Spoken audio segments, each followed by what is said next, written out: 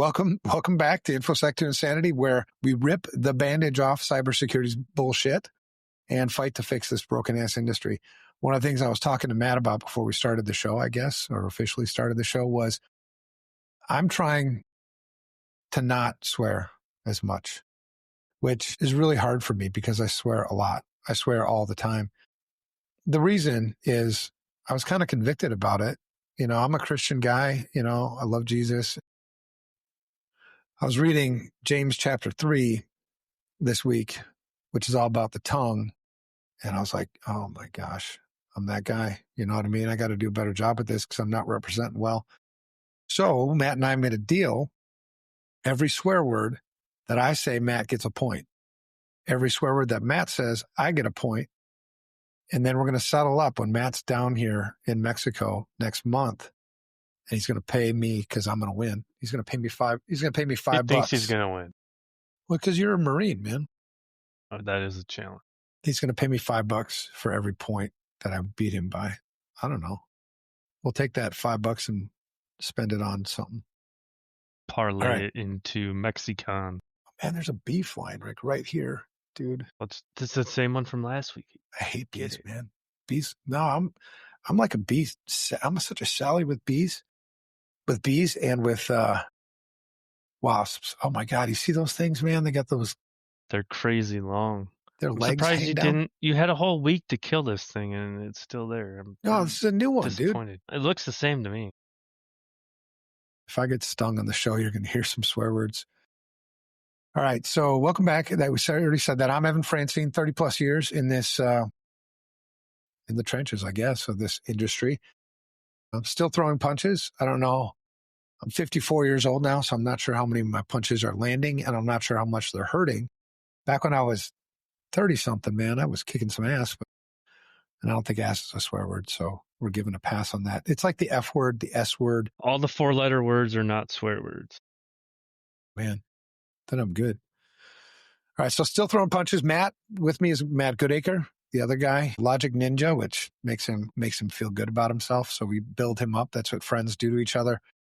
Logic Ninja and my tether when the flamethrower gets a little too hot, which I don't like that saying.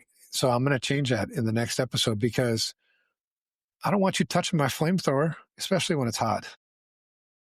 Keep your hands to yourself.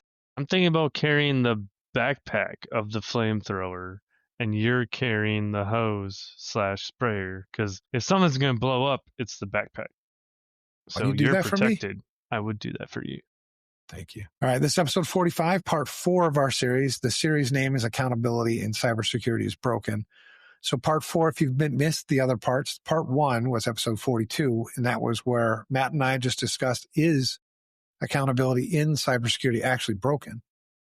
Some people, believe it or not, that you could talk to would say, no, man, it's not broken. It's working exactly the way it's supposed to. And we used some evidence of that. We went over that poll where, I guess only 28% of the people that were polled kind of got that accountability question right. So we came to the conclusion that, yes, accountability is broken in this industry. Episode 43 then and 44 and these subsequent episodes are me suffering from ADHD, trying to figure out, what are the root causes to this? Why is it broken? And what things could we actually work on to make it better? So the next episode, which was 43, was one of the root causes is it doesn't hurt bad enough. People aren't feeling the pain. Because when people feel the pain, they demand something. They demand accountability. They demand change. And so it's curious how in our industry, we have more breaches than we've ever had. We've had more losses, dollar-wise than we've ever had. More people affected than we've ever had. And yet nobody is crying wolf. Or not even be crying wolf. Nobody's demanding change. And so we talked about that's one of the reasons. It's not, and the way you fix it is you don't start hurting people. But I don't know. We could think about that. Then episode 44, last week, it was politicians. They don't, and I shared the story of when I was younger, I actually thought politicians, their job was to represent us. It was to represent constituents. I elect you to represent me either at, in the Capitol at the state level or in the federal government.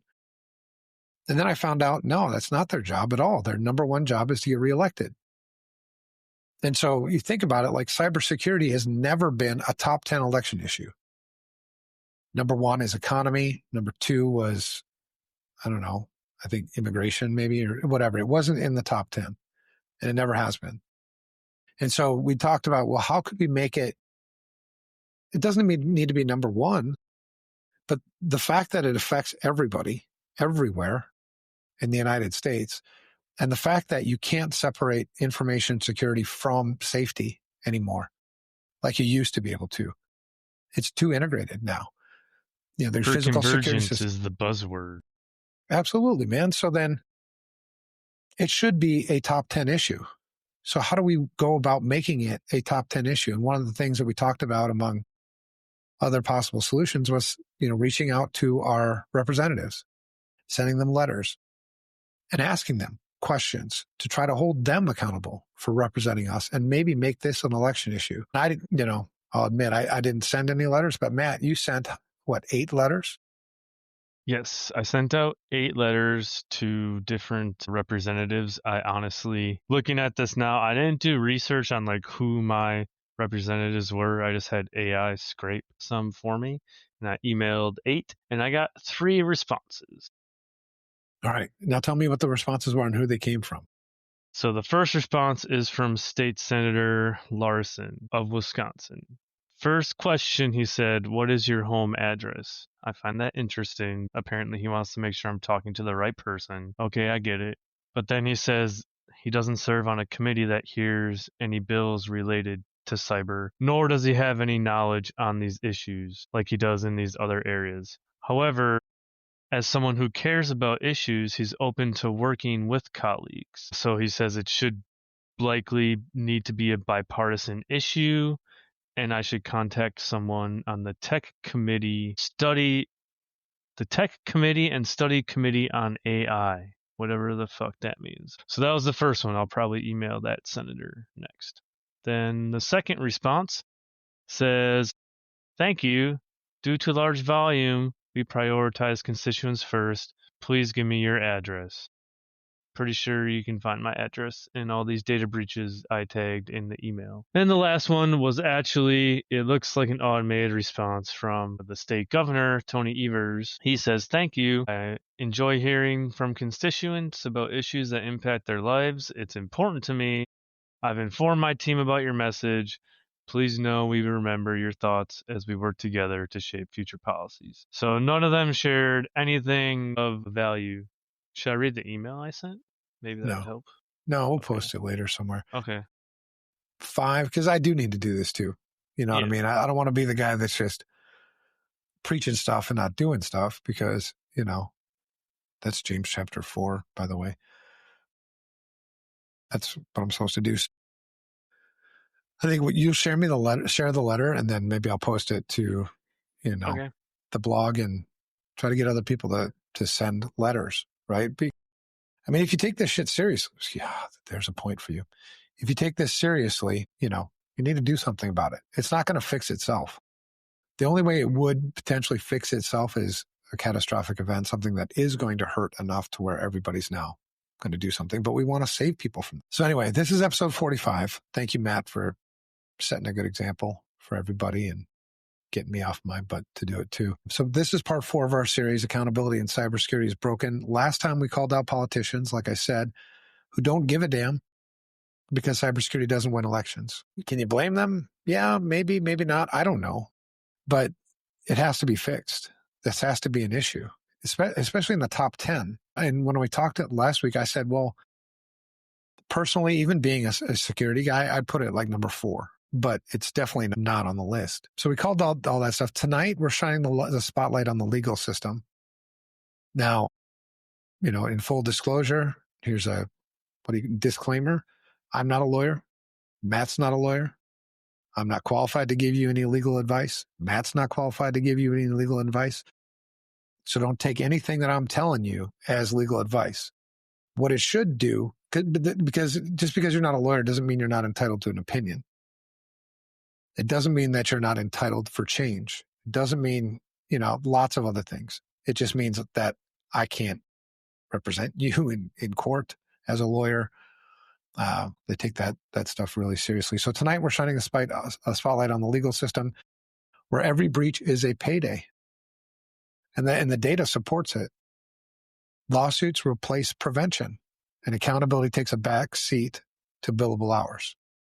And we're going to go through that tonight. I mean, the proof is in the pudding. When you look at the number of dollars that are being spent and where it's going, this is a huge moneymaker for lawyers. So why change it? And we had a good comment, when I posted the blog post earlier today, and I need to get them off my butt and get those things posted much quicker. It was interesting. It really was thought-provoking, especially with the previous episode we already did. So it's almost like we're on the right path. Truly, man. And it's really cool because his comment, which we'll read online here later, his comment was, I think, justification for what we were saying last week. Right? These things are not separate from each other. But they're all things that you have to focus on if you want to fix this. If you want to fix the broken industry, you cannot do it without accountability. People you're not just going to get lucky and things are going to get secure. Attackers aren't just going to go, well, let's go do something else now. We made enough money. None of that stuff's going to happen. So we're shining that spotlight. We'll hit what the fuck news. Now that's part of the notes. Doesn't count as a swear word. We'll have to change that in the next episode. We'll also talk about CISO humor to keep us sane. Could just say WTF. I could. All right, we'll give you another point. So you're up $10.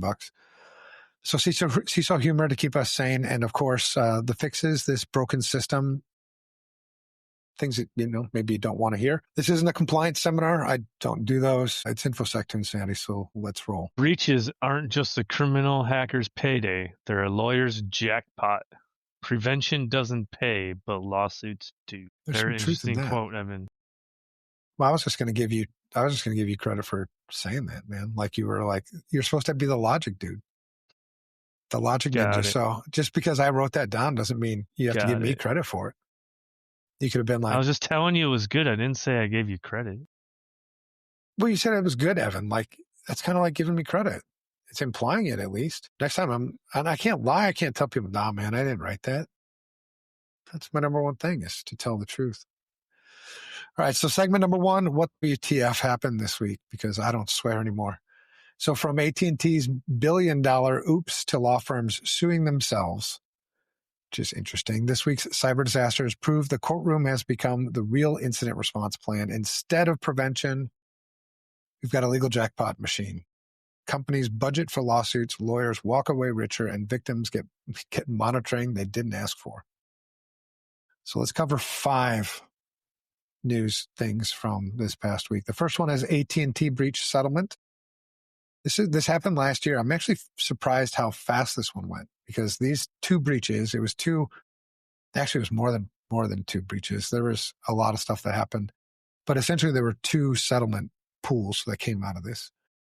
So 2 AT&T breaches from 2024 exposed call records and social security numbers for up to 73 million people. So think about that. I mean, numbers nowadays, like we were so used to big numbers that it's like, 73 million, that doesn't seem like much. That's a lot. In the entire United States, there are 340 million people. In the entire state of California, there's 36 million people. In the entire state of Texas, there's 31 million people. So it's a lot of people when you think about it. 73 million people. And now AT&T has preliminarily, it's a tough word to say, agreed to $177 million class action settlement. The interesting thing about a lot of these breaches and the class action lawsuits that come out of them often is they're almost all settled out of court. They don't go to trial. And it's interesting to kind of point that out. The reason why they don't go to trial is because then you have to go through discovery. And when you go through discovery, opposing counsel can ask for everything related to whatever. And as long as it's approved by the judge or the court, then you have to produce that stuff. So it could easily become public, and there's a lot of dirty laundry that I think companies that are being sued in class action lawsuits don't want exposed. And it's probably, a good chance that you're going to lose it anyway, even if it did go to trial. And you might tick some people off if it does go to trial, so the damages might be more. So there's lots of reasons why they usually settle out of court. Now, affected customers could claim up to $5,000. It's like, snap, that's good money. Or up to $2,500 for the second breach for documented losses. So what you're going to have to do if you want to get this claim is you're going to have to file the claim, and you're going to have to meet whatever requirements are in that filing in terms of documentation, essentially proving, not proof beyond a reasonable doubt necessarily, but proof-ish that you actually suffered losses. Losses. Right. Most people have no clue if they've suffered any losses or not from this breach, right? I mean, was it this breach or was it that breach or was it that breach? I mean, you're going to spend so much time and money doing your own personal investigation to find out where these actual losses came from. Chances are slim, honestly. I would say maybe 10-ish% of all the people that might have been affected that are valid to file claims might file claims. So the court still has to sign off on this. This is all proposed. There's a hearing in December 2025. Meanwhile, the lawyers are already lining up their objection threats. The legal system, Jackpot, oh yeah, abso-freaking-lutely. They're asking for, I can't remember, I got to find that again, like $59 million for the lawyers. So $177 million, think of it as a big pot. There's actually two pots, but if you put them together, it'd be $177 million. 59, that's what the lawyers are asking for on the plaintiff side. So that's going to be approved. Now, at $59 million, maybe it will, maybe it won't. It's not uncommon for it to get knocked down a little bit, so maybe it'll come in at like $50 million. Why do they even need $1 million? It's not like they're even doing anything. They're settling. They're not going to discovery. I mean, they're doing time, but what are they doing? Emailing each other back and forth? Everybody already knows due diligence doesn't have a definition, so they do a lot. I mean, they'll spend the hours because they need to document the hours.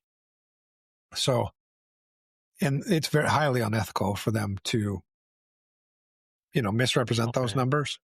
The false, that's fraudulent, and you'd probably get disbarred, I would assume, for stuff like that. But so all the hours that they're spending are documented for this case, what they're actually doing and whether it's actually providing value for the case. That's not for me to judge. So yes, it would be phone calls, it would be emails, it would be research that they might have done, it would have been interviews that they have conducted, depositions that they've held. I mean, there's lots of things they could be doing. But a lot of this stuff could just be busy work. Drive up as many billable hours as you possibly can. Why not? Yeah, because there's a big pot to take money out of it. Well, that's what you're going to be going for sure. Yeah. Right? And I mean, lawyers know lawyers, right? So it's not like you walk in there and, it's like the same kind of animal sort of thing. So it's pretty well understood early on that this is probably going to settle and it's probably going to be, some ish number. So, but the fact of the matter is, and the reason why, the legal system is supposed to be about justice, right? Justice.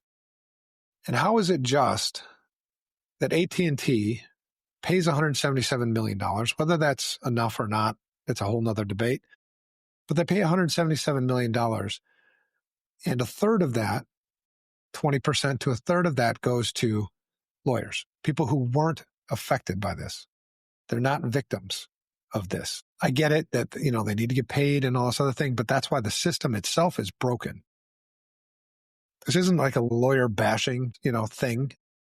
The system, the way it's set up, is absolutely 100% broken because the victims, the real victims who should be getting larger settlements than that and not have to go through all these hoops to document. The fact of the matter is AT&T screwed up and they should pay the price for screwing up. Whether I can document the losses of that screw up or not, that's a bar that's just too high. I mean, it's obvious you made a mistake. So let's hold you accountable for it. So anyway, when your phone bill funds legal fees instead of better security, that's the WTF angle. Why it matters: two massive breaches, $177 million in settlement cash, but the victims still need receipts to prove loss, while lawyers don't need to prove jack. That's not just. AT&T More for your money now includes paying the lawyers who cashed in on your data. Yeah, there you go. So this we need to prove loss, right?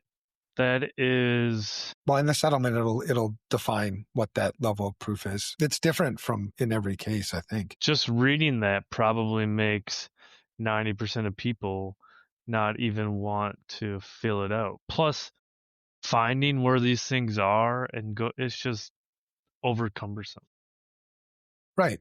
So I'm an AT&T customer. I would assume that I'm probably in this number somewhere. I've heard nothing. Not that I necessarily need to hear anything yet, but I'm guessing I might get an email. Maybe. I mean, I don't know. There'll also be in the whole legal settlement thing, how they need to notify and whatever. But so I get, I don't know, 200-300 emails a day. Will I see this one?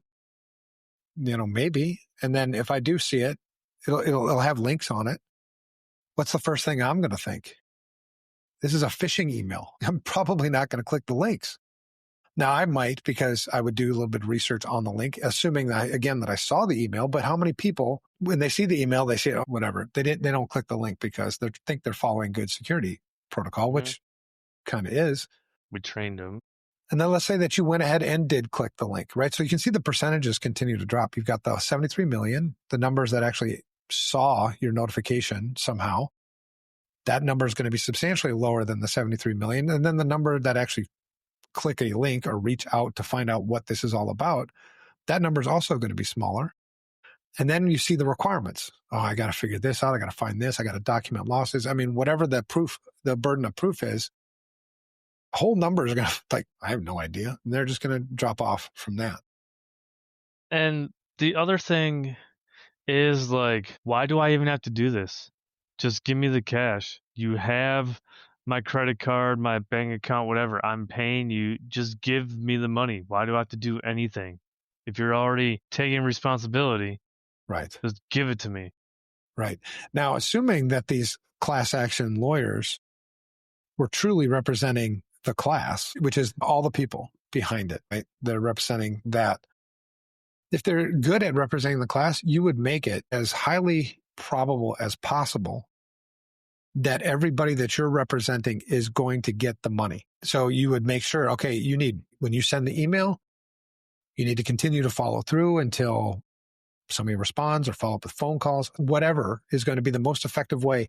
And then the burden of proof has to be super low, because I want, instead of 10% of the class making the claim, I want 90% of the class making the claim. So I think a good lawyer and I don't know these lawyers, man. So, I mean, I'm making accusations a little bit here, but instead of me, walking away with my 50 million, or my team or the legal team walking away from 50 million, knowing that we're going to get every penny of our claim, how do I sleep well at night knowing that 90% of the people that I was representing in this case are not going to get their claim? That just seems so again, unjust to me. So anyway, number 2, nuance. $8.5 million doesn't seem like much. I mean, crap. I crap $8.5 million every day. Whatever. Yeah. This is over the Move It hack. So I don't know if you remember the Move It hack. That's kind of a cloud-based file storage thing. So what happened? Nuance Communications, a Microsoft subsidiary, so owned by Microsoft. So the fact that you even got $8.5 million out of this is like a miracle. Amazing. Because Microsoft has a legal team, the size of, I mean, it's like 500 full-time lawyers that work for that company. But they just agreed to pony up an $8.5 million to settle a class action after hackers abused the Move It Zero Day to steal healthcare-related data belonging to clients and over 1 million patients. Now, the thing about healthcare data, that's like a whole nother ball of wax, man, because if it's my social security number or you steal my identity, there are ways to get it back. It's a heck of a lot of work, right? You can get a new social security number. It's just a lot of work, and the federal government is super slow and all that stuff.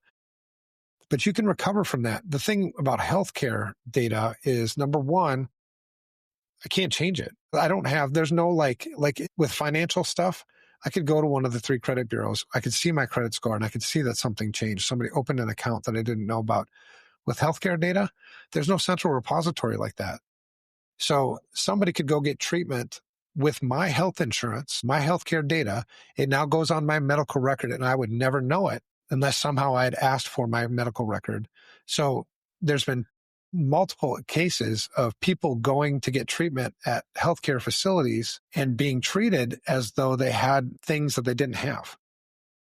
And the one classic example, and I could go find it, but it was a lady had gone to see her doctor, and the doctor had inquired about how the baby is doing.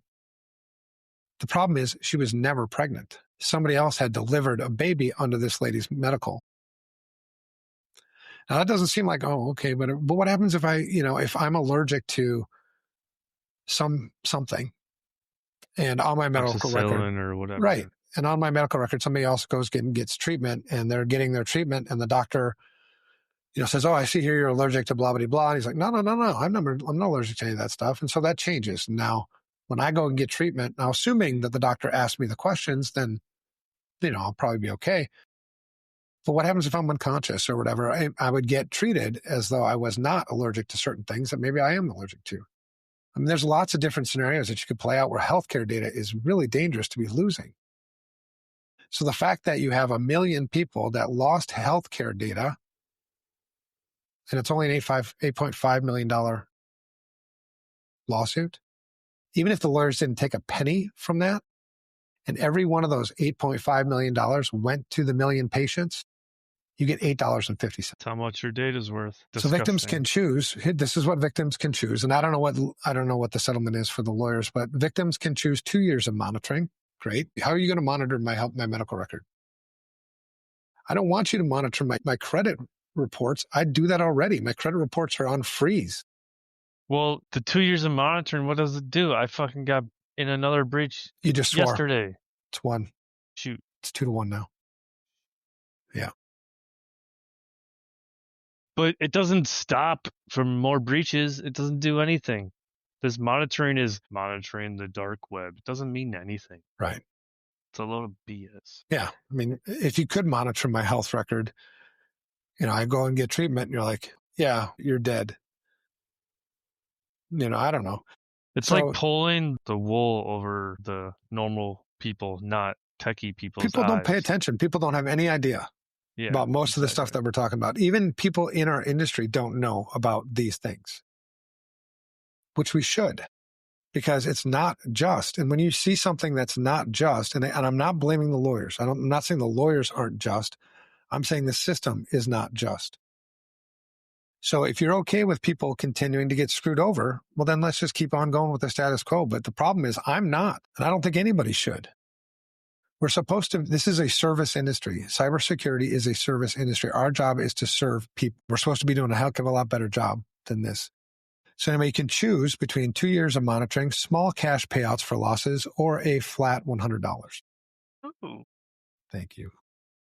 The WTF angle, when a 0 day zeroes out your customer trust, but the biggest winners are attorneys. Why it matters, victims get $100 or monitoring. Law firms walk away with millions. Prevention costs less, but settlement costs get baked into budgets. People actually budget for these things. Nuance, more like no chance against lawyers smelling breach money. Bingo. Number 3, WorkWave. If settles $1.5 million settlement. Now, these might seem kind of inconsequential, like $1.5 million. That doesn't seem like that much. We'll talk about bigger ones here in a little bit. But $1.5 million for most companies is huge. Most companies are small businesses, and a $1.5 million settlement would put most of them out of business. But I'm not saying that's what happened with WorkWave, but you have to, even a $1.5 million settlement, we shouldn't just like, a big deal. Who gives a crap? Somebody cares. So they agreed to a $1.5 million settlement over a July 2024 breach, exposing names, social security numbers, and driver's licenses. Affected individuals can claim up to $5,000 to cover documented costs like fraud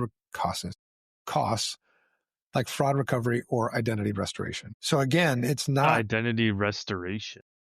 Oh, it means somebody stole my identity. So I'd have to go through all the work. Well, I'd have to get a new social security number. On all the, gotcha.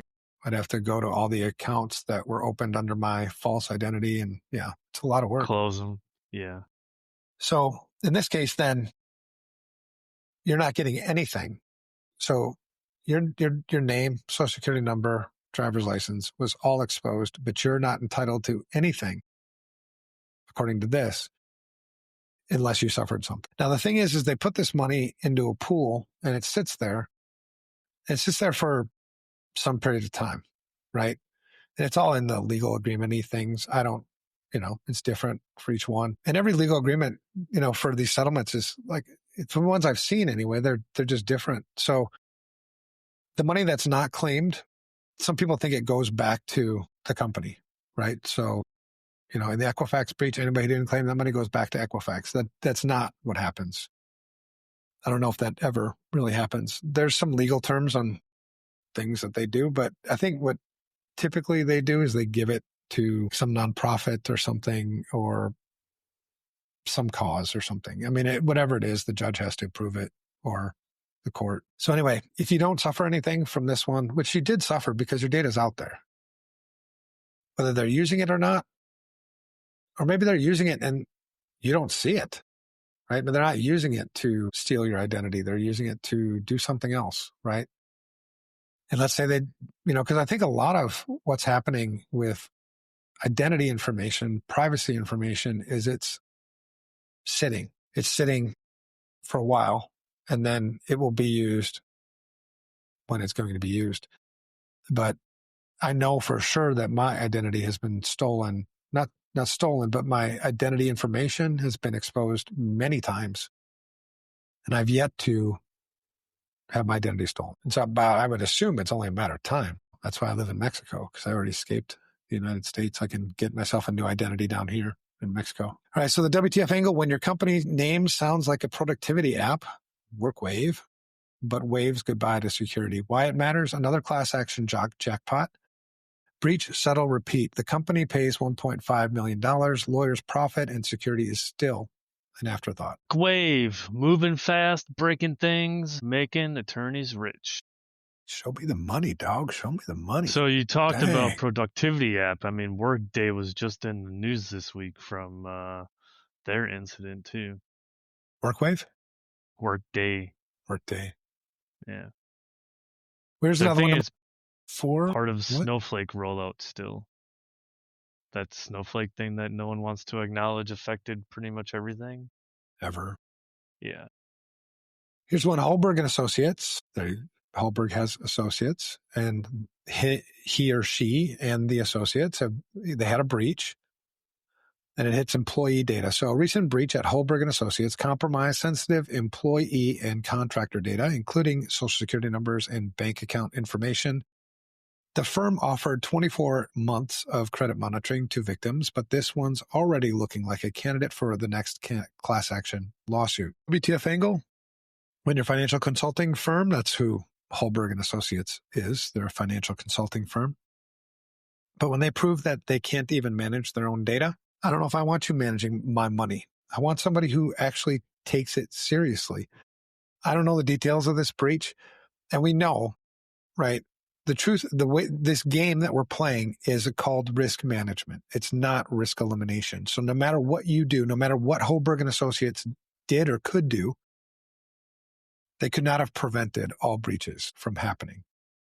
So we're not looking for risk elimination. We're looking for risk management. So the questions then for Hallberg and Associates are: do you have an asset inventory? Do you have an inventory of the hardware, the software, and the data that you maintain within that organization? That's a legitimate question. And if the name of the game is risk management, show me your last risk assessment. Show me what you've done with your last risk assessment. And the fact of the matter is, assuming you wouldn't be happy with the answers that you'd get. So why it matters: social security numbers and bank account information, info in the wind, employees left exposed. With lawsuits looming, the firm's future looks more like Hull broke. I made a joke. They Instead of manage Hallberg, it's Hull money all broke. right. Yeah. Go ahead, man. They manage money all right, just not yours after identity theft. There you go. The last one: U.S. law firm hits the jackpot of its own data breach. So, boom, Jackpot. in your face. So what happened in a delicious twist of irony? I like that I put the word delicious in my notes because I never tasted a breach before, but I can assume if I were to taste one, this one would be delicious. So the delicious twist of irony, Kelly, Dry, and Warren, an actual law firm, is now on the receiving end of a class action lawsuit thanks to a cyber attack that compromised names, social security numbers, birth dates, and driver's license details. The plaintiff, a former employee of the client, even claims the breach notice downplayed the risk. No, that never happens. Why would they downplay the risk? It's almost like we got really good at PR. Yeah, okay. So I'm guessing that's not going to be hard to prove that one. But it prompting increased scam attempts. Now the firm is staring down a legal suit and its own profits from justice. The WTF angle when lawyers cashing in on breaches become defendants themselves. Why it matters, a law firm that made millions suing others for negligence is now eating its own dog food.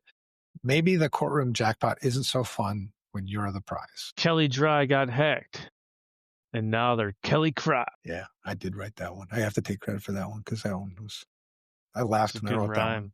Thank you. Rhyme. All right, so this week's headlines show the new breach economy, and these are only 5 that I found actually this afternoon because I didn't prepare well for the episode. So the new breach economy: hack, sue, settle, repeat. Let me repeat that: hack, sue, settle, repeat. Hack, sue, settle, repeat. Hack, sue, settle, repeat. It's almost like you could mix that with the attack, right? Gain access or exploit, gain access, elevate, pivot, persistence, right? Make all that into a thing because it's all the same. That's never fucking changing. Damn it. You just swore again. We are even. I don't owe you any money. You don't owe me any money. Right now it's back to 0-0. We're tied. 2-2 if you wanted to keep score. All right, so this week's headlines show the breach economy. Like I said, hack, sue, settle, repeat. It's a system where failure pays, and the biggest winners aren't the defenders. It's not me and you. It's not the victims either. Who's the biggest winners? The lawyers filing the paperwork. CISOs and customers keep losing while the legal industry keeps winning. Speaking of losers who need therapy, let's roll into segment 2, CISO humor. And let me just say this one more time. I'm not ripping on lawyers. Not that I'm afraid of lawyers. I actually don't respect most lawyers. I think most lawyers I don't like lawyers, So the reason why I'm not disrespecting lawyers is because they're not the problem. They're part of the problem. The problem is the system. If you put most people in front of file this paperwork and work on this case for 12, 13, 14 months, and you have to do all the lawyerly, whatever stuff, and you're going to make the firm $54 million. Most people would take that. So I don't blame that. I think in a lot of cases it's unethical because the money you're taking, you need to ask. There's nothing wrong with having boatloads of money. I like my money, but I sleep well at night every single night knowing I didn't take advantage of anybody to get it. I didn't steal it from anybody. I didn't sell them something that didn't work. There are times when I made tough choices, but I didn't take advantage of anybody to get my money, which is awesome because there's no amount of money you could possibly give me that would give me the peace that I need to sleep well at night. And that's the kind of attitude I think most of us need to have in this industry if we want to fix it. So anyway, I preached a little bit there. Hallelujah. All right. So the CISO humor, this segment, its title is Exhibit A. Your security is a joke. Exhibit A, like you're presenting this as evidence. So the opening riff here, welcome to CISO Comedy Hour, where your evidence is a pile of ignored risk reports. Your witness is an intern, and the only ones getting justice are the lawyers billing $800 an hour. Might be a CISO if your breach response plan starts with, please rise, court is now in session. That's your breach response plan. Yeah. You might be a CISO if you learned more about cybersecurity from your company's lawyers than your security budget. Might be a CISO if your boss said, don't worry about the breach. We got a great attorneys. I've heard almost that same thing before. Pretty close. You might be CISO if your risk register is now Exhibit A. Make sure that risk register is pretty tight if it is going to be Exhibit A. All right, we got a courtroom skit, Matt. Now, this is new here. I don't know how this is going to, we're going to have to kind of act a little bit because Yeah. we're going to have to switch roles because I think this is more of an act for like 3 people, maybe 4 people to play. That's so we're going to fine. switch a little bit. You have to switch voices a little bit like, hi, I'm Matt. You know what I mean? So the opening scene, imagine this, because we need to get sound effects on this podcast too, by the way. There you go. Sound of a gavel slamming, echo of a crowded courtroom. The bailiff shouts. All rise. Cybersecurity Court of Injustice is now in session.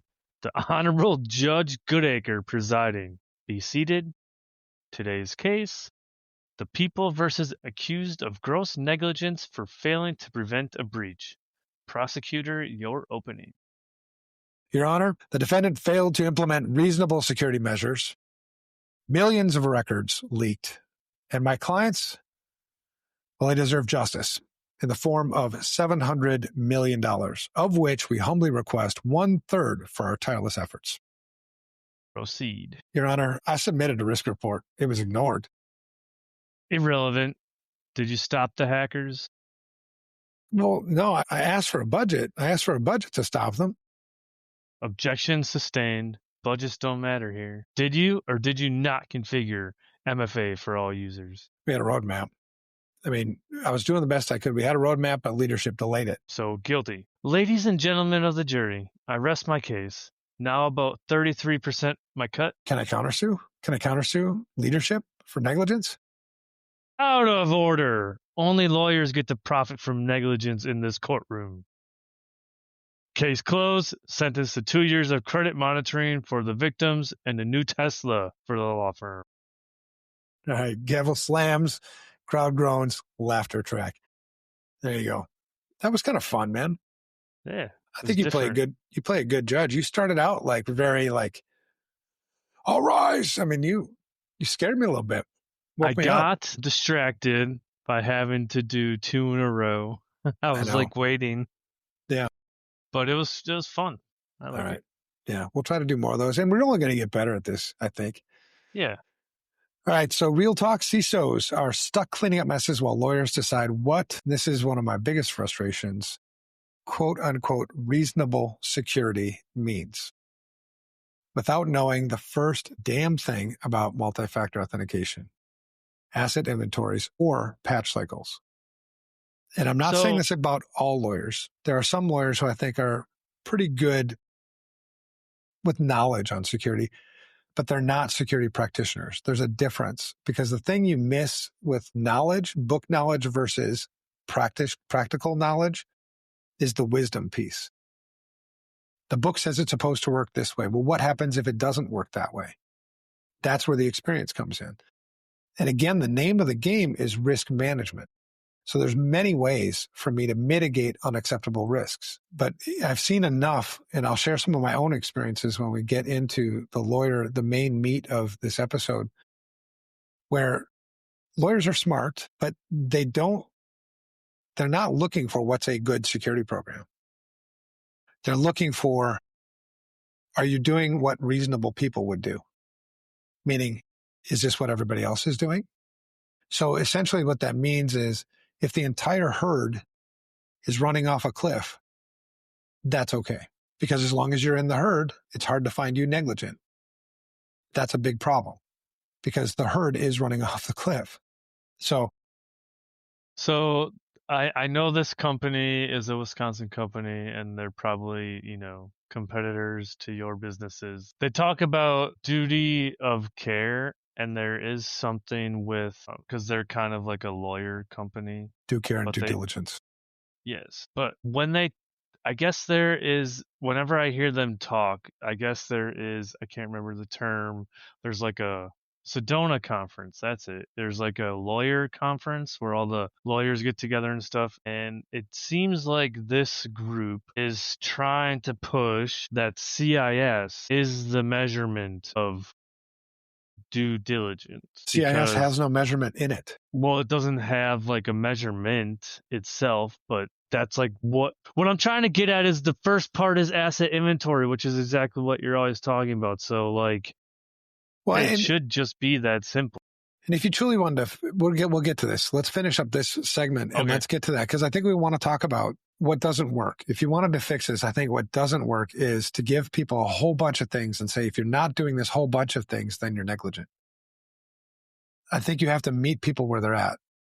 People are typically able, and you learn this stuff just from social engineering over the years. Like, most people can handle two things. Everybody can handle one thing. As long as I'm giving you the one thing that you're actually capable of doing, everybody can do that. Two things. Push it a little bit.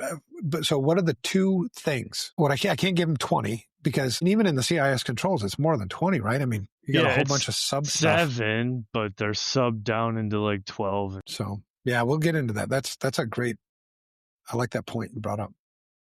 All right, so next time, here's a CISO survival tip. Next time leadership says, we'll let the lawyers handle it, ask, do they also handle patching servers? I don't need therapy. I need a legal team that knows what MFA is. I mean, here's the thing about MFA and organizations. What year is it? 2025. I am flabbergasted that anybody working for a business is arguing that MFA is hard or burdensome.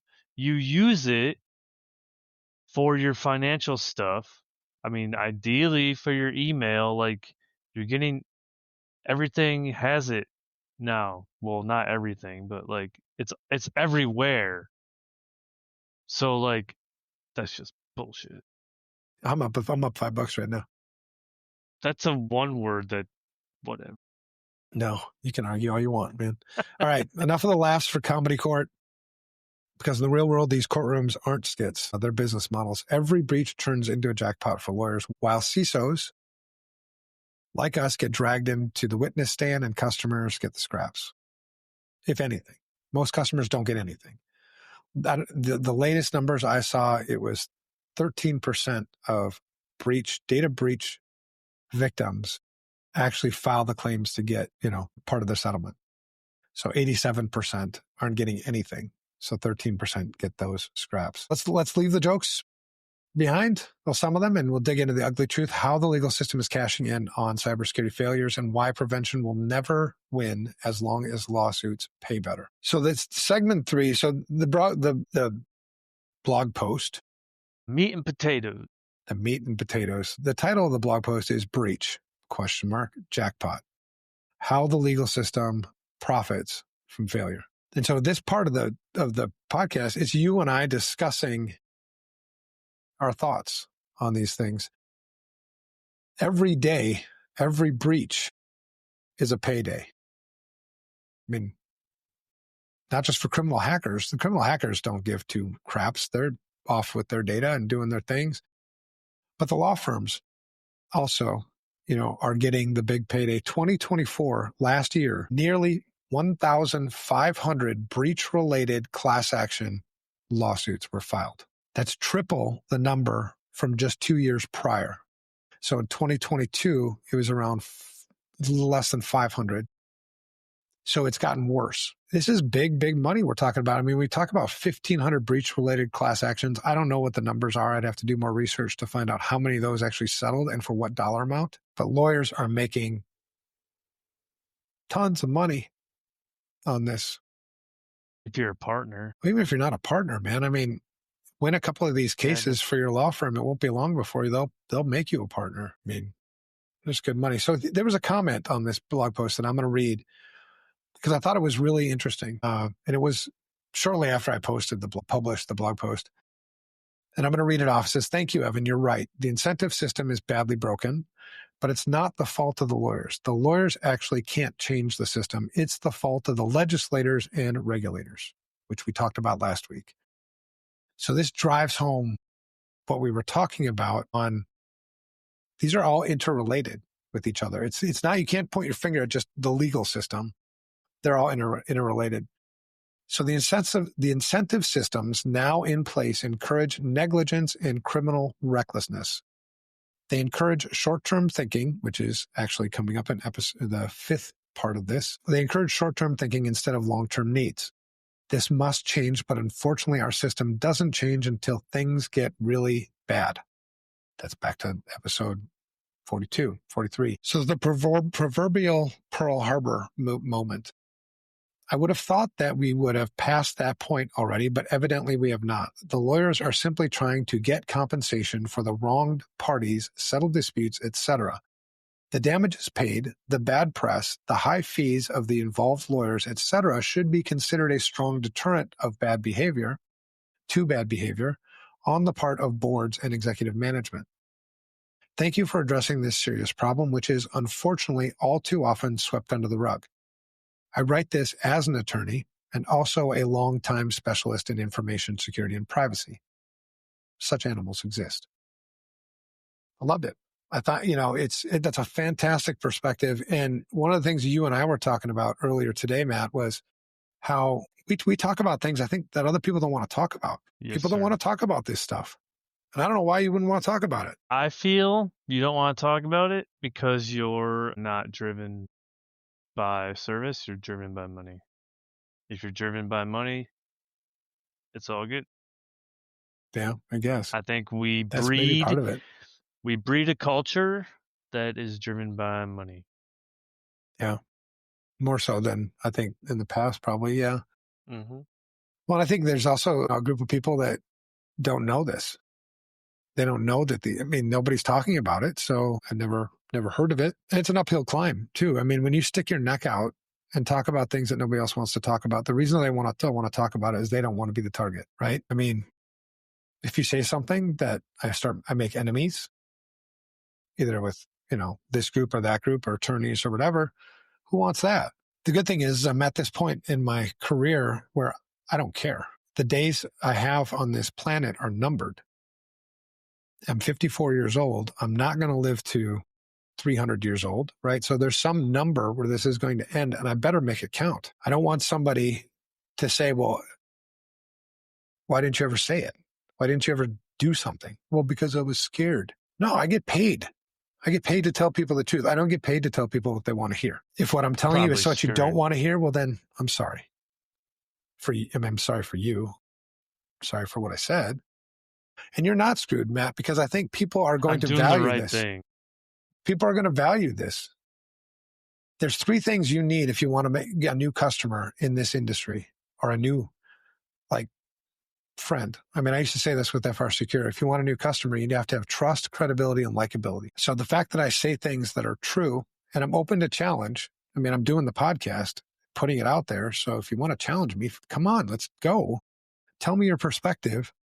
I'll respectfully listen to it and I'll respectfully disagree or agree. And I would expect the same thing from you. But if we don't have these conversations, then I'm not going to sleep well at night because I know I didn't say something I was supposed to flipping say. And that's what people need to get in their heads. Like if you see something wrong, you need to do something about it. That's the way this game works. And if you're interested in money, the truth is, if you focus on the mission, meaning doing this the right way, you will make money. I have plenty of money. If you focus on the money, you don't make the mission. So that's how it works. About Kennedy on TV today, presidents and accountability. JFK, and Kennedy, John F. Kennedy, he did the Bay of Pigs thing. That was a big disaster, but he owned up to it and took accountability publicly. Like, you could see that weight on him. I'm wondering, when did that go away? No one in those offices take accountability anymore, and it feeds into, corporate and everything we're talking about right now. Well, I think that's part of it too, but even back... By the way, geckos are carnivorous small lizards. All right, so I stand corrected, Riker. I'm sorry about that. Well, I think, because I get this excuse a lot. Well, this industry is still young. It's young, relatively young. Okay. Yes, in the grand scheme. Which I sort of, okay, but don't use that as an excuse. As a teenager, should you be getting more mature? When you see something that's broken, you fix it. You don't say, well, It's just because we're young. No, fix it. Fix it. Otherwise, it's not going to get better. It will get worse if you don't fix it. Right? So being in this industry since, the early 90s, late 80s now, I guess. I mean, I'll think through all the crap. It's always been broken. And it wasn't broken so much because of greed earlier on in the process. It was broken because of confusion. Everybody was like, man, I don't even know what this is. And I think, we'll talk about that next week when we talk about vendors and we talk about how we perpetuate the problem ourselves. So if you want to point fingers, you can look in the mirror because we oversell fear. We keep things complicated. People are confused. There's this. Anyway, that's next week. So anyway, the legal gold rush, Equifax. I brought that one up earlier. $700 million settlement. How much do you think went to the attorneys? Not as much as you would think for this size based on the last one we talked, but yeah, what, 78 million? So yeah, $77.5 million for attorneys. Victims, you get $125 and a free credit monitoring coupon. And here's the thing about your free credit monitoring coupon. Your provider of this free credit monitoring is Equifax, who does credit monitoring. So it's like, that's no skin off their back whatsoever.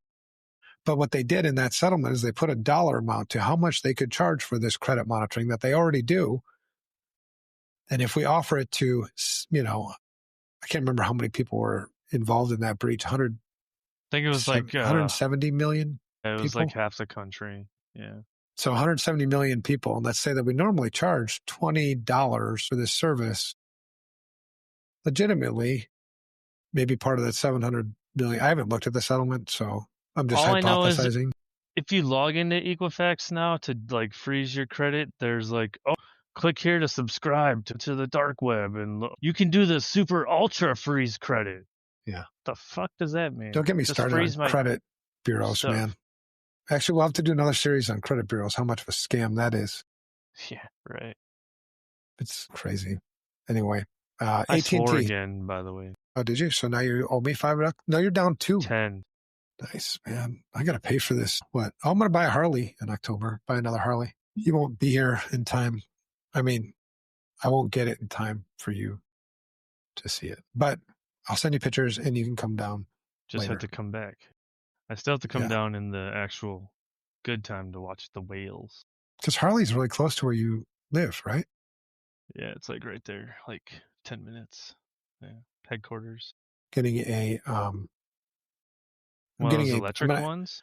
No, that is the stupidest thing. I would never ride an electric Harley. No, it's the Pan America. Have you seen those? Looking right now. Pan America Special. Oh man, it's a beautiful bike. I've seen it and I've been watching it for a while. And I had to get my wife to a point where she's going to let me do it. That she said I can do it now. Ooh, sweet. It doesn't look like a Harley. It looks more like a rocket. No, yeah, it's their first entry into kind of the crossover bike. So it almost looks like a lot of the BMW bikes. Yes, yeah. But this bike is badass, man. It's a Harley. 150 horsepower. It's got sweet components on it, man. It's not that expensive. I want to ride that really badly. So maybe if I can get one of these settlements, if I can figure out how I'm going to pay for it. All right, so AT&T 2024, like I said already, $177 million settlement. What's been requested? I couldn't remember when I said it earlier. Requested for attorney fees. This will be finalized allegedly by December. Rector, that's a good bike. Glad you're staying American. $59 million is what the lawyers are requesting for their cut in that breach. Now, here's the thing. Breaches happened last year. So it has hardly even been a full, I don't think it even has been a full year. And so these lawyers did $59 million worth of work in like a year. How many lawyers you got on this thing, man? And what are they charging? I have to go look deeper into this one because holy moly, $59 million in a year.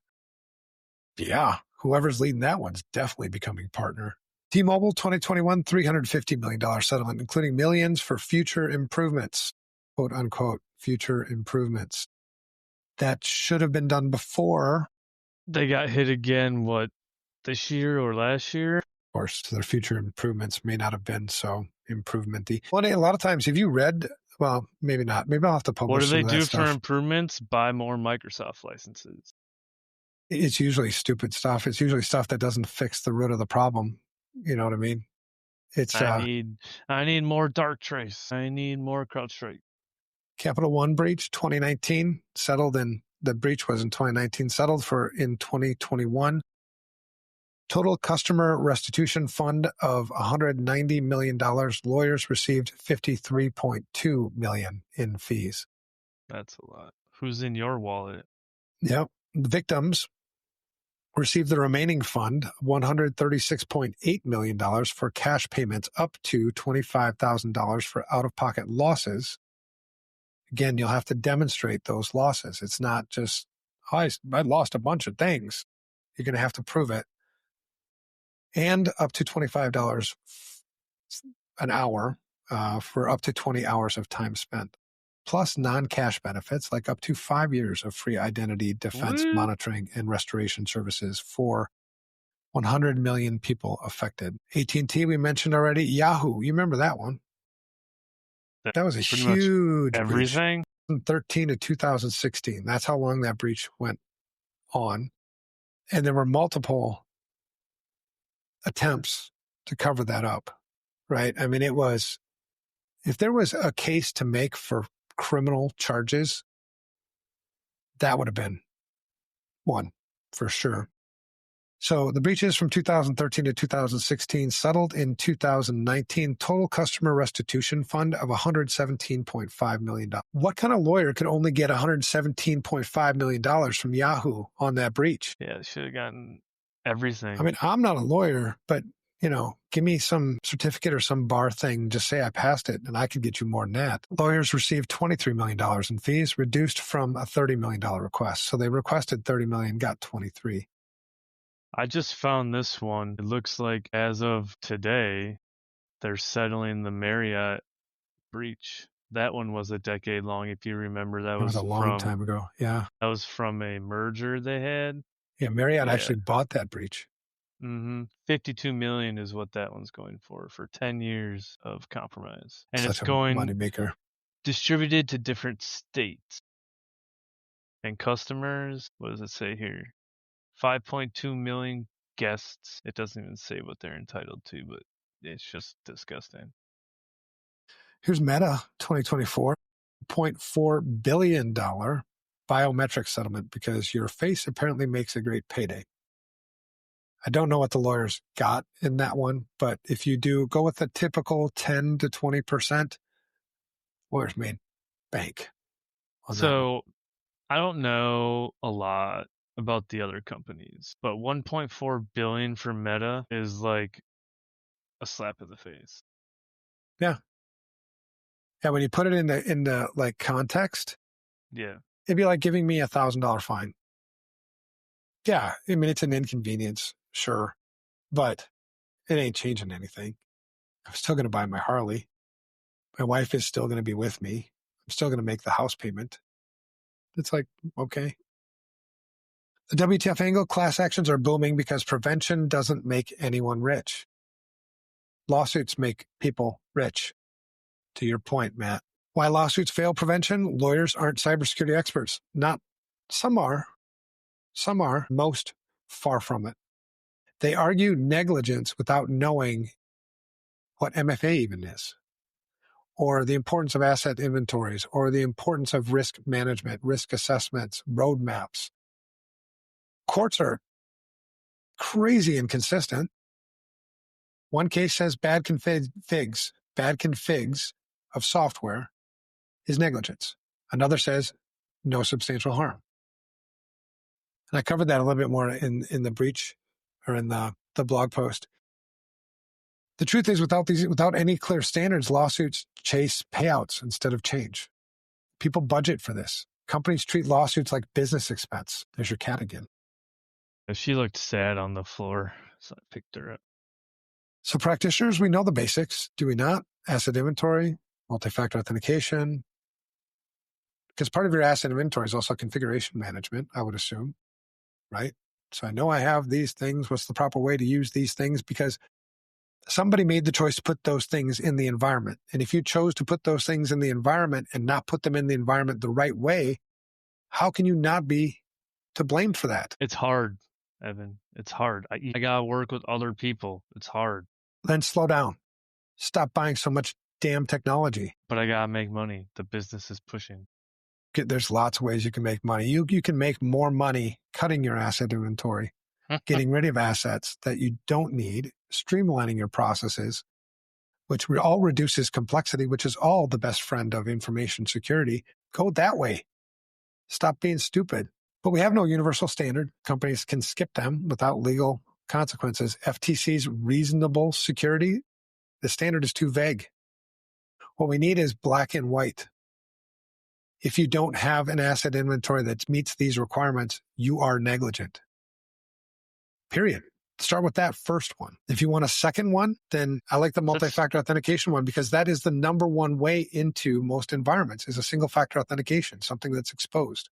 Is it storming by you? Yeah, man. Nice. Hurricane season? Hurricane, whatever you want to call it. So California CCPA, I'm not a fan of CCPA, but it is the closest, but it only applies to Californians. Result, endless lawsuits, no systematic change. The accountability gap, here's how it works again. Company gets breached, lawyers file suit with vague negligence claims. Settlements reached, law firms pocket millions. Company patches, bare minimum, next breach, repeat. The company probably budgeted for it, the breach. And so how do you make prevention? Because this is a knock on us as security people. There are so many, dare I say, poor practitioners in this industry, for whatever reason, that don't know how to justify their budgets. They don't know how to justify an information security budget. And if you need to base it on risk, right? The name of the game is risk management. So where's my risk? If I do these things, where would my risk be after that? So you do have to have some form of measurement. The measurement has to be objective. Measurement has to be consistent. Otherwise, it's not a valid measurement. So, I mean, these things are basic stuff, but not enough cybersecurity professionals are taught the basic stuff like this. If you're going to manage information security, this is how you do it. Taught how to hack and crack and capture flags and things like that. Because I could 100% give me, I don't know, any one of these companies here, AT&T. Oh, God, I'd hate to work for AT&T. They got a lot of assets, I bet. But you give me a half of the $177 million in a budget, I will make this not happen again. This one. And chances are there's probably enough crap in that environment, hardware they don't need, software they don't need, ghost IT everywhere that they can't seem to get their hands around. There's probably enough to save in reducing the complexity of the environment to pay for that. So I don't know. But the thing is, nobody holds AT&T accountable. How many customers left AT&T because of that breach? Nobody. Their stock's actually, like, I'm mad because I sold my stuff early, but it's up very high right now. I mean, AT&T, the hassle for me to go change from AT&T to T-Mobile or something else, it's not worth it. So then they know that. You can keep your phone number are smart now. people. Yeah, it's crazy. All right. So all that stuff, accountability gap, we talked about that. The reality check, the system doesn't hold accountability. The current system doesn't hold companies accountable for prevention. It rewards failure with predictable payouts. That's different. Do you think it doesn't hold accountability for prevention because there's so many people that say it's not if, it's when, you can't stop it, it's going to happen? They have that mindset versus the risk management mindset. Well, there's always excuses. But one thing that would go a long way, and we'll talk about this when we wrap this up, because we don't do this podcast just to sit here and complain about everything, right? Lazy people do that. Lazy people just complain, point fingers and sucks. Everything sucks. We're not lazy people. So we're going to give you some fixes, at least ideas for fixes to start the dialogue, right? This is how I would fix this if I were to fix this. Stats just before we move on to that next piece: 2,000 plus breach class actions clogged U.S. courts in 2023. So I mentioned before that we had 1,500 last year. This is the backlog in 2023, more than 2,000 breach class action. Dang, that's a big business when you put all the dollars to it. Victims often get less than $200 for credit monitoring. Attorneys in Equifax, Capital One, AT&T scored $50+ million fees in each. Only 30% of boards align cybersecurity risk with business goals. They don't see this as being a problem. Until they see it as being a problem, why would you expect it to change? All right, key quote: prevention doesn't pay, but lawsuits do, and the courtroom has become the new incident response plan. Let's get into our broken industry fix list. So we just did a whole bunch of complaining, pointed out how bad the problem is and whatever, and gave our opinions.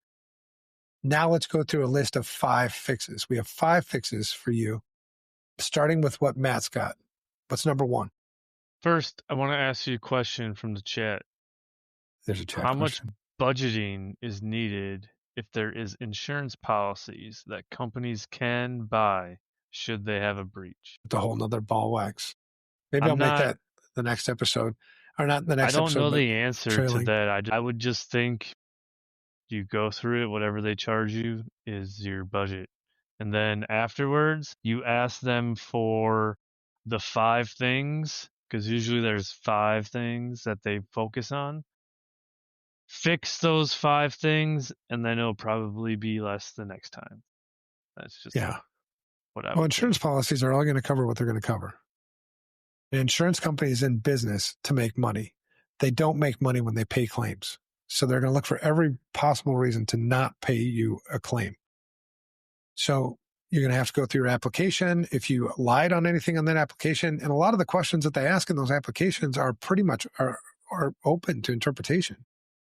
A lot of them are not binary questions. They're not objective questions. And they ask those questions on purpose because there's a little wiggle room for maybe they don't have to pay that claim. So the insurance company doesn't work for you. So, take that into account. And insurance is only to cover loss. So you'd have to calculate what your losses would be. And in order for you to actually do that, this is the thing when people get screwed up on justifying their budgets with dollars and cents. You can't do that because you don't know the value of the data. That's a key component if you want the math to work. And I've had this beef with CPA firms and others. Like, everybody says that data is an asset, then why don't I see it on a balance sheet? Why isn't it listed as an asset on the balance sheet? Because then nobody took the time to value it. Nobody took the time to put a dollar amount to it. So it's all just kind of arbitrary. We're just like, oh, it's worth a lot. That's part of the problem. Thank you for the tangent there. Yeah. Hope that answers your question. Give us 5 fixes, man. Start with number 1, fixing this thing we talked about. Define negligence clearly. Set universal, enforceable standards. Asset management, MFA, patch cycles, and tests. I would probably even argue take out pen test and do tabletop. Whatever.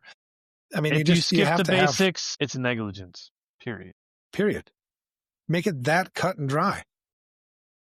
Whatever you decide to put on that list is an improvement over what's currently on that list because that list doesn't exist. That's the problem. So if you said asset inventory and MFA, or you said asset inventory and an incident response plan that's been tested, or you say asset inventory and a risk assessment following these practices, whatever you decide to put on that, I would advise not going more than 2 to begin with.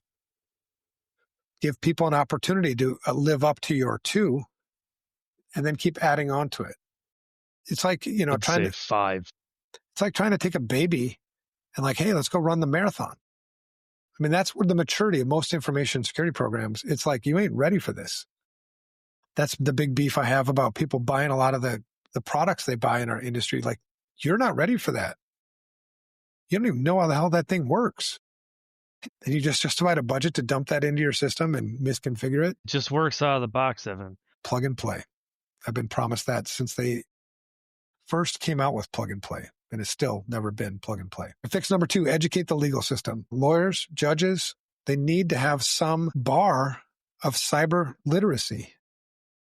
They don't have to be necessarily experts, but they have to understand like the importance of these things. And just because a company, all the companies don't have this thing, that doesn't make it okay. There still needs to be some, repercussions for that. So partner with NIST, CISA, some industry body, whatever, to figure Or out with like us, we'll tell you. lawyers, but I wouldn't be able to do that with the lawyers probably. Because, all right, reasonable That's security. why I'm here. Quote unquote, reasonable security. That's a subjective term. I look at it, I'm like, that's clearly not reasonable. You look at it like, seems reasonable to me. Everybody else is doing it. It goes back to that herd mentality where people are running out. The whole herd is going towards the cliff. And you're watching it and you're like, all right. I mean, I'm trying to pick off people in the herd and like, no. Let's move the herd this other way. So reasonable security should mean something more than whatever the lawyers argue. It needs to be educated. That's number 3, man. Shift incentives to prevention. Offer tax credits or insurance discounts for companies meeting recognized security frameworks. Make proactive security cheaper than paying off lawsuits. This is something I've thought about, and I asked this, man, a couple of years ago. Like, oh, you could use, security frameworks or like high trust or whatever these things are, right? For marketing to generate revenue. And they're like, oh, we don't want to introduce security into sales. Bullshit. I think that should be part of it. Another one for you, by the way. You just use the same word again. That's like 3. I'm kicking your butt right now.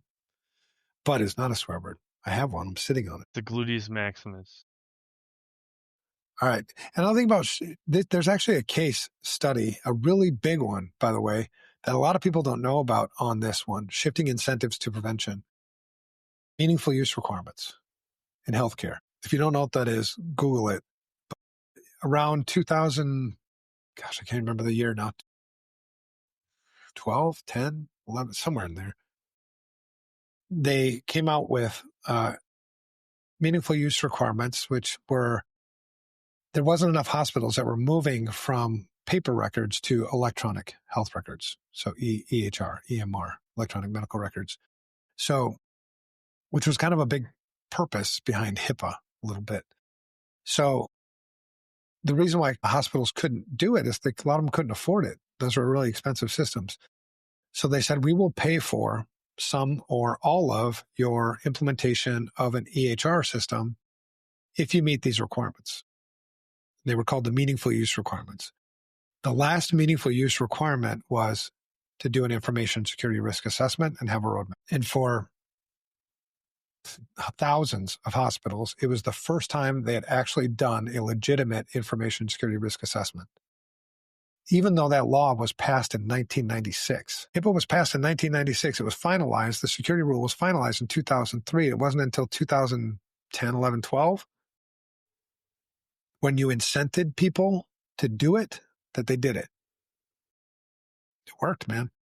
I'm a big fan of incenting people to do it, as opposed to the current system. So anyway, we've got define negligence clearly, educate the legal system, shift incentives to prevention. Number 4, empower practitioners in court. Mandate expert testimony from actual security professionals, not just lawyers. We brought up Mark Lanterman here before. Legitimate security professionals, people that can validate and back up where they're coming from, their experience. So that's a big deal. CISOs need a voice in defining what adequate security looks like. If you don't make the subjective more objective, this is where you're at. And fix number 5, real consequences for leaders. Ultimately, they're the ones, and that's where the buck stops. Any good leader knows that SHI, whatever, rolls uphill. I didn't say the word, Matt, because I didn't want to give you $5. CEOs and boards should face liability for skipping security basics. No more hiding behind "we settled." Make leadership accountable before breaches hit. So actionable challenge. So those are the 5 fixes.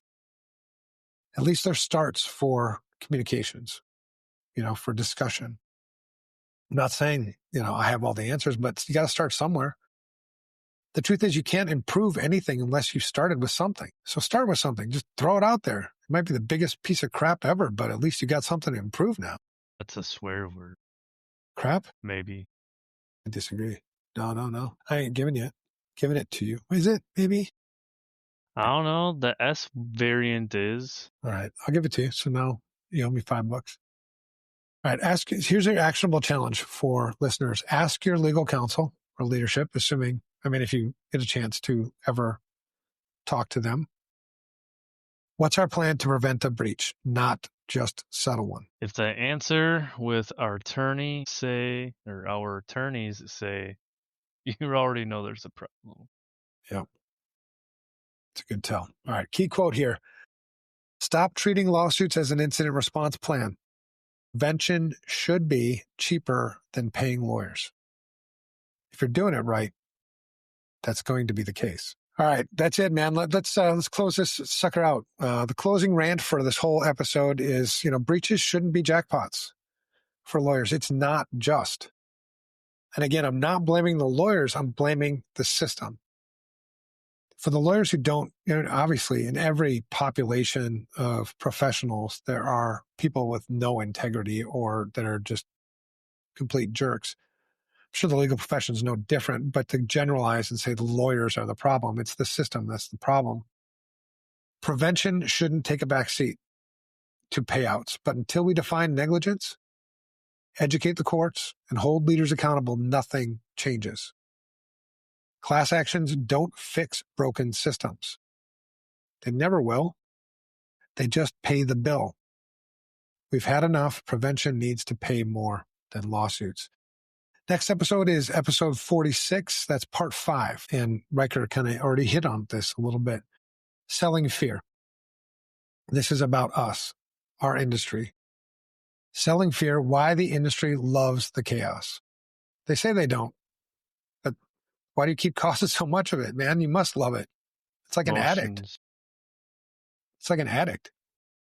Say, I don't love chaos. It's like, you're causing a hell of a lot of it, though. Maybe you do like it, or maybe you didn't know. But the truth is confusion sells. Confusion sells. It's so easy to sell people things when they don't understand what you're talking about. They'll buy up whatever as long as it sounds cool. And Johnny next door has the same thing, man. I got to keep up with Johnny. Leaves me to have to sort it out. And me too. Back end and make sure you get the most value out of it. So confusion sells. Simplicity doesn't. That's intentional. It is intentional. It may not be fully conscious, but it's intentional. We'll rip into how vendors, consultants, and even so-called thought leaders. There's a lot of thought leaders, experts in this industry. And it's like, what the hell did you just say? Did you just gave that advice? Let's talk that through logically. And no, that doesn't make sense. So even so-called thought leaders profit, especially now. Everybody's an AI expert. You want to be an AI expert? Here, attend this, these 10 videos on Facebook and you'll be an AI expert too. Lord. All right. They profit from keeping cybersecurity complicated. And this is why clarity is their worst enemy. It's our greatest asset. So more questions. Yeah. Simplify, man. Oh, geez, simplify. Unless you like high blood pressure and panic attacks, sleepless nights, 3:00 a.m. phone calls. All right. You know what time it is. Don't forget to like, subscribe. You can find us everywhere. YouTube, Spotify, Apple Podcasts. Don't forget to share the episode on your socials, X, LinkedIn, what have you. Hashtag InfoSec2Insanity. If you're even ballsy, go tag a lawyer. If you have a story to tell us, don't forget to email us, show@infosec2insanity.com. Awesome, man. Good work. And I haven't even started advertising any of this. I don't post much about these upcoming shows because I feel like we kind of need to get our blank together a little bit first. But it seems like every episode we're getting our blank together more and more. Peace out. There you go, man. There you go.